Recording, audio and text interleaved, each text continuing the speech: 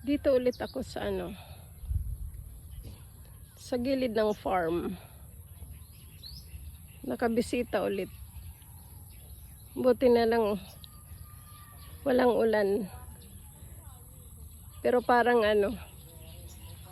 makulimlim na naman. Bubuhos na naman ang ulan. Yan. Nag-aararo doon, oh.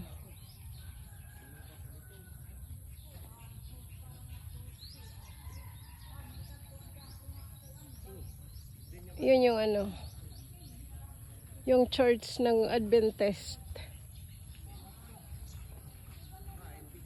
Parang makulimlim ngayon, parang ulan, May bundok doon. Doon may kalabaw. May mga bata dito. Ewan ko saan sila pupunta.